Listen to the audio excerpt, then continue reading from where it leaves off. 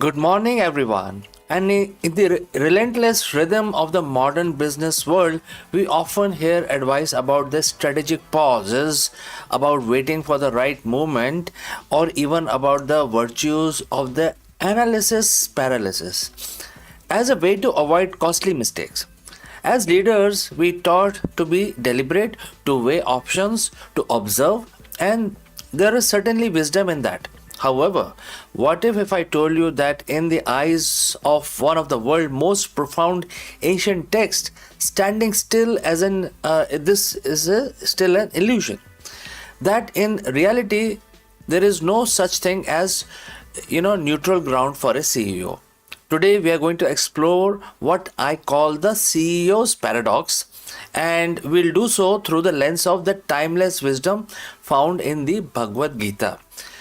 Bhagavad Gita is a conversation between Bhagwan Krishna and the warrior Arjun on the battlefield of Kurukshetra, and might seems like an unlikely source for modern business strategy, but its insight into the human nature, duty, and the very fabric of the existence are astonishingly relevant to the challenges faced by leaders today. We are going to focus on a single powerful verse that cut through much of our conventional thinking about action and inaction, and it's from chapter 3 verse 5, and it states, and the quote starts, "Not for a moment can one live without action. Whether one likes it or not, one is compelled to act, influenced by the three modes of material nature." Quote close. Think about that for a moment. Not for a moment can one live without action.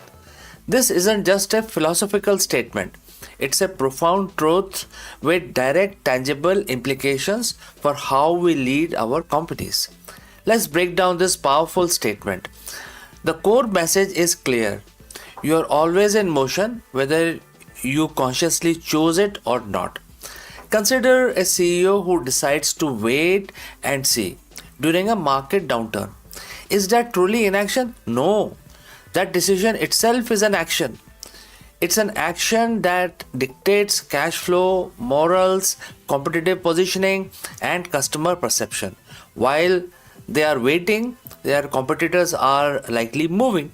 Their talent might be growing restlessly, market share might be eroding, the company's trajectory, far from being paused, is actively shifting, often backward relative to the market. This is the CEO's paradox.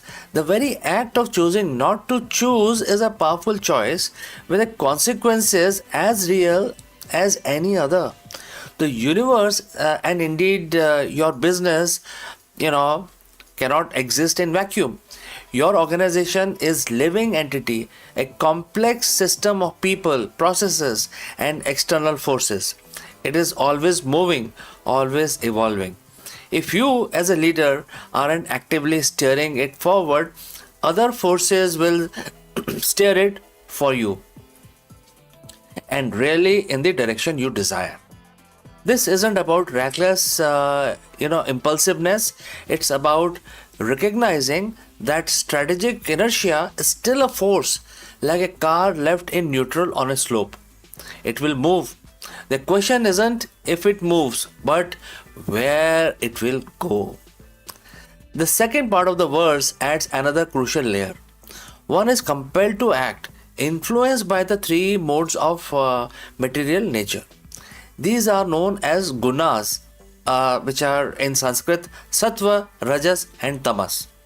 Understanding them is key to understanding why we find ourselves compelled to act in certain ways, even when we think we are being objective. Sattva, which is goodness or clarity, this mode leads to balanced wisdom, clear decision making, and the sense of calm. A CEO acting predominantly in Sattva makes decisions rooted in long term vision, ethical consideration, and deep understanding of their ecosystem. This is where the true strategic foresight comes from. Next is Rajas, which is passion and activity. This mode drives ambitions, desire, activity, and relentless pursuit of result. A CEO influenced by Rajas is often tireless worker, a fierce competitor, and constantly pushing for growth and market dominance. While powerful, unchecked Rajas can lead to burnout, short-sightedness, and neglect of well-being. Next is tamas, which is ignorance or inertia. This mode leads to dullness, lethargy, procrastination, confusion, and resistance to change. A CEO heavily influenced by tamas might exhibit analysis paralysis, avoid difficult conversations, cling to outdated methods, or simply lack the energy to innovate. This is where the standing still truly becomes moving backwards. The Gita teaches that we are constantly influenced by these three modes: our internal state, the culture of our company, and even the external market conditions can amplify one guna over other. The wise leader isn't immune to these forces, but should become aware of them. So, what does this mean for you as a CEO navigating the complexities of today's business landscape? Acknowledge the inevitable of action. The first step is to drop the illusion of inaction. Recognize that every moment is a strategic choice, even the choice to differ. Instead of asking, should I act? A question becomes, how should I act? Or what action is happening, even without my conscious directions. Understand you are driving the gunas. Take a moment for self-reflection. When you are making decisions, are you driven by the clarity of sattva, the ambition of rajas, or perhaps the inertia of tamas? Are you postponing a critical decision out of genuine strategic insight, which is sattva, or out of fear of procrastination, which is tamas?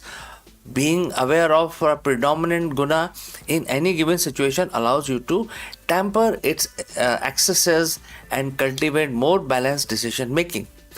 Cultivate internal movement, or something like intentional momentum. Since action is constant, your goal is to make it conscious and directed. This isn't about being busy for busy sake, but about ensuring your company inherent momentum is aligned with this vision and values. Are your systems, your people, and your culture designed to move forward purposefully, even when you're not personally intervening? And next is embrace the right action, which is dharma. The Gita isn't advocating for frantic, undirected activity. It's about performing your duty, your dharma, with skill and detachment from the outcome. For a CEO, this means focusing on sound processes, ethical leadership, and serving your stakeholders rather than being solely obsessed with specific financial result. When the right action is taken, the right result tends to follow. The universe, which is your market, your organization, they're all in a perpetual state of flux. To believe you can simply stand still is to misunderstand the foundational or fundamental nature of existence itself. The CEO's paradox reminds us that the current is always flowing.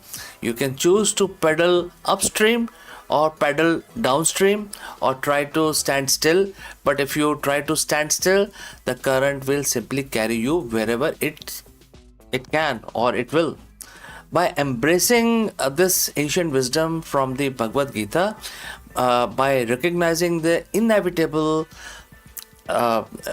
consequence of action and understanding the force that compels us, you can transform a leader passively carried by the current into one who skillfully navigating it, steering your organization with purpose, clarity, and unstoppable momentum. So friends, what do you think about this?